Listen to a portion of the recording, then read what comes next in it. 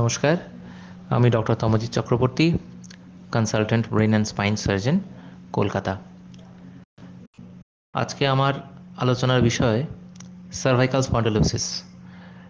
এবং এই cervical spondylosis নিয়ে আমি আলোচনা করব মূলত সেই ধরনের পেশেন্টদের জন্য যাদের আমরা রেগুলার ওপিডিতে দেখি, যারা আজকের দিনে আইটি সেক্টর বা কম্পিউটারের সামনে বসে তাদের কাজ করতে হয়। অনেক মানুষ আমাদের কাছে আসেন দেখানোর জন্য, পরামর্শের জন্য, যাদের বয়স 30 থেকে 60-এর মধ্যে বা তারও কম, কিন্তু তাদের কাজকর্ম কম্পিউটারের সামনে অনেকক্ষণ ধরে ঘন্টার পর ঘন্টা বসে কাজ করতে হয়। এবং দিনের পর দিন এভাবে করার জন্য তাদের যে অসুবিধা হয়, তারা ঘাড় ঝুঁকিয়ে কাজ করেন কম্পিউটার স্ক্রিনের দিকে তাকিয়ে।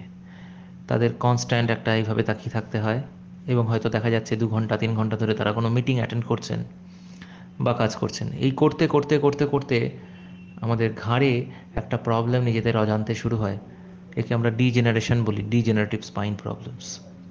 অনেক দিন ধরে যেন ঘাড়ে একটু ব্যথা করছে, সকালে ঘুম থেকে ওঠার পরে ব্যথাটা একটু বেশি, যেন মনে হচ্ছে ঘাড়টা ধরে রয়েছে, ঘাড় ঘোরাতে গেলে অসুবিধা হচ্ছে।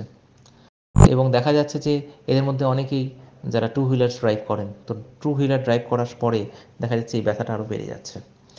তাদের কাছে মূলত আমার একটাই পরামর্শ, যেটা আমি সবাইকে বলে থাকি আমার পেশেন্টদের, যে চেষ্টা করবেন যে একসাথে অনেকক্ষণ ধরে কম্পিউটারের সামনে বসে কাজ না করতে, 1.5 ঘন্টা 2 ঘন্টা বাদে একটু ব্রেক নেবেন। রেগুলার সকালবেলা উঠে নেক এক্সারসাইজ যদি আপনি করেন, দেখবেন অনেক দিন আপনার এই প্রবলেমগুলো হচ্ছে না।